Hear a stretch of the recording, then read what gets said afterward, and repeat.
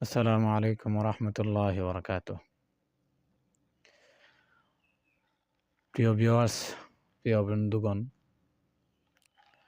আজ আপনাদের সম্মুখে একটি গুরুত্বপূর্ণ বিষয় নিয়ে আলোচনা করব। বিষয়টি হচ্ছে অজুর ফরজ সম্পর্কে। আমরা অনেকেই অজুর ফরজগুলো জানি না, যার কারণে আমাদের মধ্য থেকে অজুর ফরজগুলো ছুটিয়া যায়। অজুর ফরজগুলো যদি ছুটিয়া যায়, যে কোনো অজুর ফরজের মধ্য থেকে যে কোনো একটি ফরজ যদি ছুটিয়া যায়, তাহলে অজু আমাদের হবে না। তো এই জন্য আজকে আলোচনা করব অজুর ফরজ সম্পর্কে। আপাতত অজুর ফরজ 4টি। সর্বপ্রথম সমস্ত মুখমণ্ডল ধৌত করতে হয়। একবার মুখমণ্ডল ধৌত করব এইভাবে,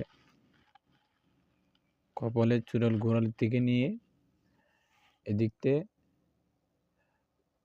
কানের লতি পর্যন্ত, আবার ওই দিক দিয়ে ওই যে হাড্ডিগুলো দেখতেছেন, চেহারার হাড্ডিগুলো, ওই হাড্ডিগুলো পর্যন্ত মুখটা ধৌত করব সব একবার।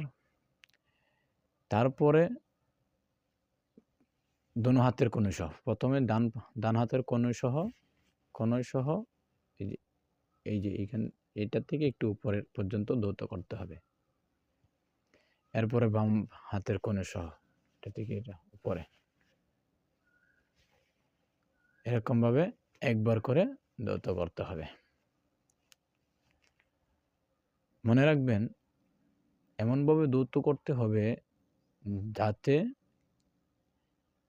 এক চুল পরিমাণও কি না থাকে, শুকনা না থাকে। যদি শুকনা থাকে তাহলে আমার এই ফরজটা আদায় হবে না। ফরজ আদায় না হলে কিন্তু অজু হবে না। আচ্ছা, 3 নম্বর কাজ হচ্ছে মাথা মাসাহ করা। এই যে আমার হাতটা দেখতেছেন, এই যে এরকম করে টুপিটা যদি কোথাও রাখতে পারেন তাহলে রাখবেন, আর না হয় এইভাবে রাখবেন। আমি রাখার জায়গা পাইলাম, রেখে দিতেছি। তো এইভাবে ধরবেন, ধরিয়া এই যে এইরকমভাবে পুরো মাথা কি করবেন, মাসাহ করবেন। এই পর্যন্ত নিয়ে এই আঙ্গুলগুলা দিয়ে কি করব, এই যে কান মাসাহ করব এরকমভাবে। হ্যাঁ, এটা হলো ফরজ।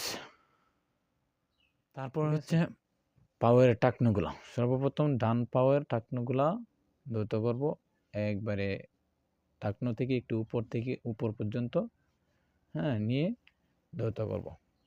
মানে উপর থেকে নিয়ে, টাকনুর একটু উপর থেকে নিয়ে নিচ পর্যন্ত কি করব, ধৌত করব একবার ভালোভাবে, যাতে হ্যাঁ কোনো আঙ্গুলের চিপাই চাপাই শুকনা না থাকে, এরকমভাবে ধৌত করব।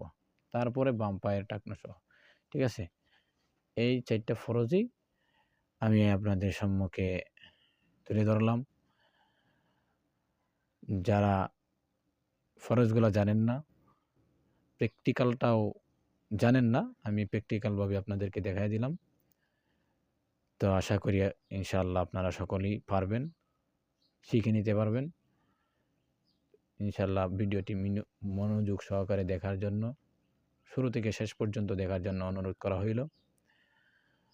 আরও এরকম ভিডিও পেতে আমাদের চ্যানেলটিকে সাবস্ক্রাইব করে পাশে থাকা বেল আইকনটিকে বাজিয়ে দিয়ে আমাদের পাশে থাকুন। আসসালামু আলাইকুম ওয়া রাহমাতুল্লাহি ওয়া বারাকাতুহু।